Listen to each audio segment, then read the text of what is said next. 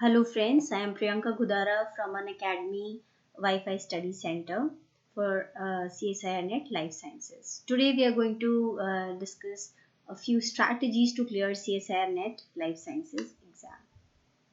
So first of all, we will discuss the pattern of the question paper that comes. So basically it is divided into three sections, section A, section B and section C. Section A is completely mathematics based, reasoning based. Here, direct formulas or direct logical questions will come. So, if you have good mathematics, then you can definitely attempt a good number of questions in section A. So, here 20 questions come, out of which you have to do 15 questions.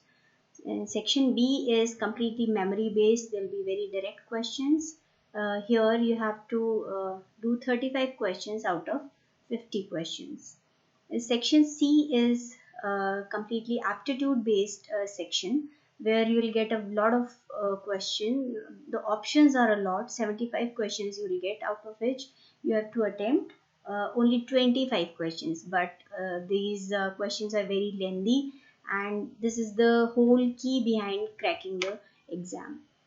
So you have to be very careful while choosing the questions, and altogether you have to be very fast in choosing the questions and answering them.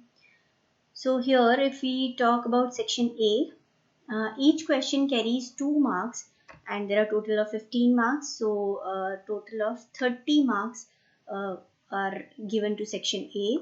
If we come to section B, each question carries 2 marks and total 35 questions you have to attempt. So this section contains 70 marks. Section C, here each question is for 4 marks and 25 questions you have to answer.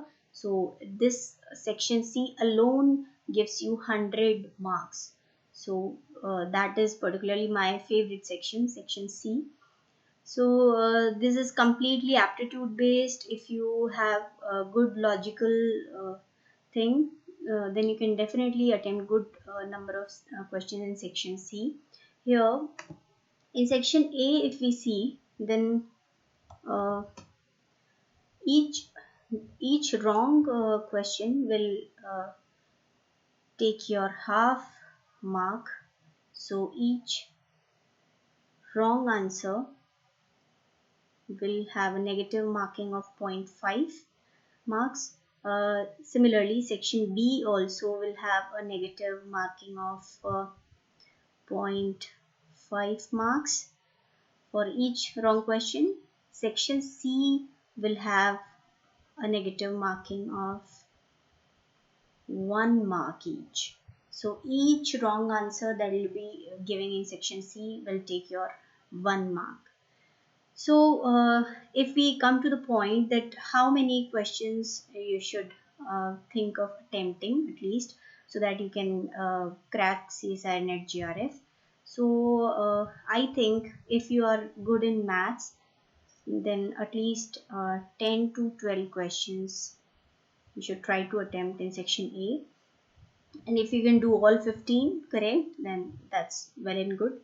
In section B, out of 35, I think approximately 25 questions should be attempted.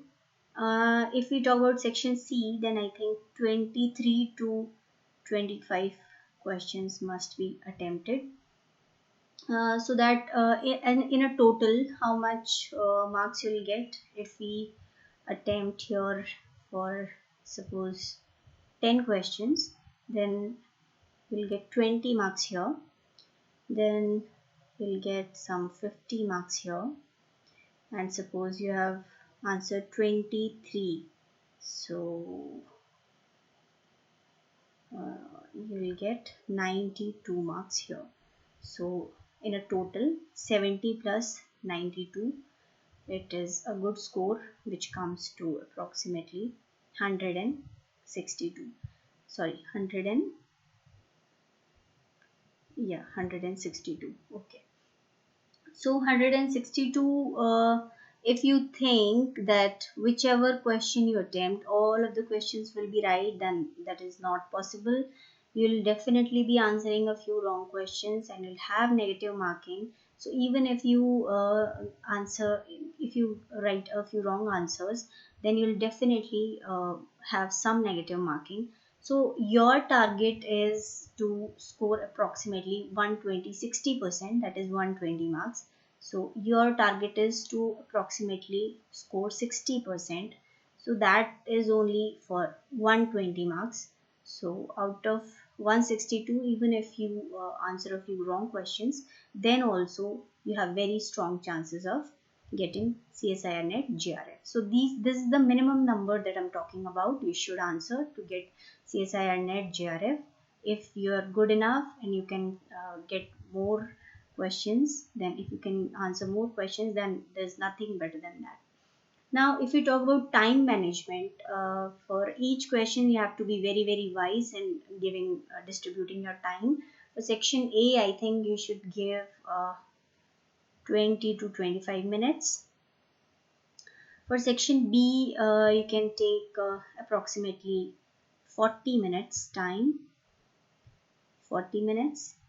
And for section C, you should give 90 to 100 minutes. So in the end, what I mean to say is basically you should be having some 15 to 20 minutes left in the end so that you can go through the whole paper once again. If you'll not be left with this time, then it will be very difficult for you, because in one attempt you cannot answer all the questions correctly. Sometimes what happens is you're not sure of a few questions, you're not sure whether it's correct or not, so you leave those questions and circle them once. And once you're done, once you're through with the whole paper, once again you can go through them, those sort of questions, if you are able to do them or not.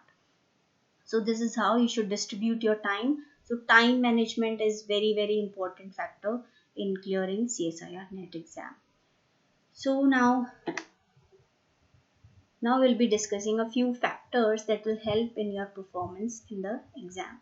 So these things are very, very important. You need to have a very strong preparation because the exam is really tough and it's very lengthy.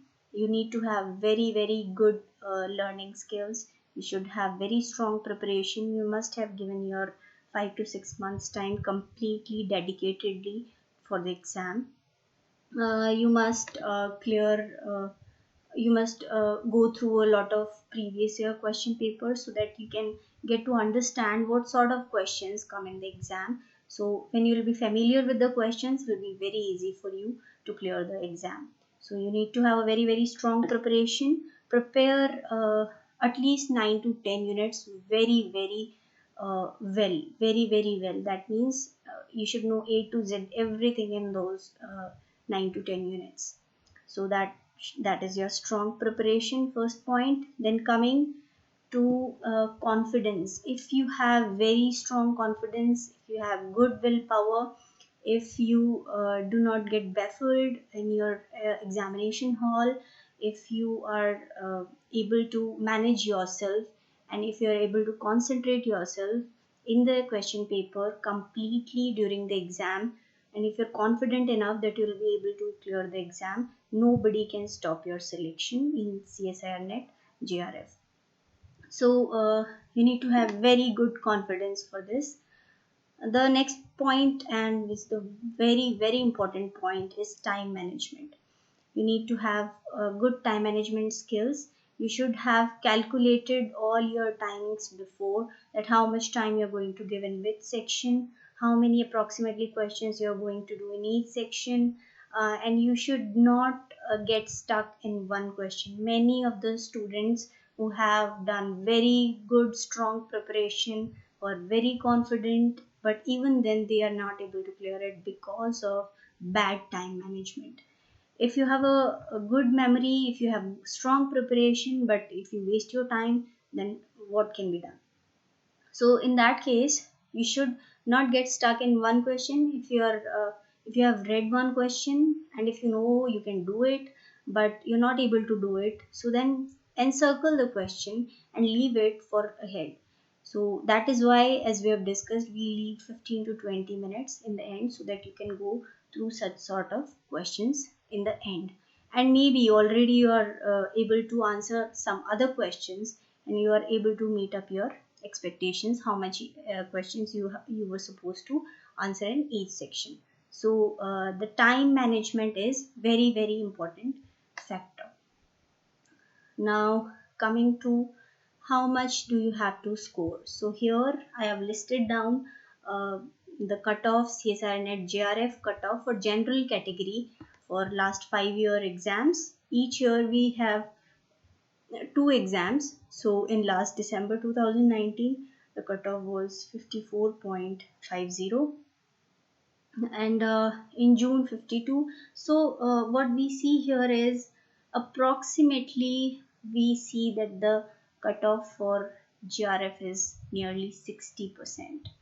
If you achieve 60% marks, nobody can stop your selection in CSIR net GRF. So you should target for minimum 60% so that you have sure shot selection in the exam. Here, approximately 50 to 55% is for CSIR net LS exam, that is for lecturership. It is approximately 55% cutoff. So these are the few things that I have observed and I have felt, so I've shared with you. Thank you very much. See you again.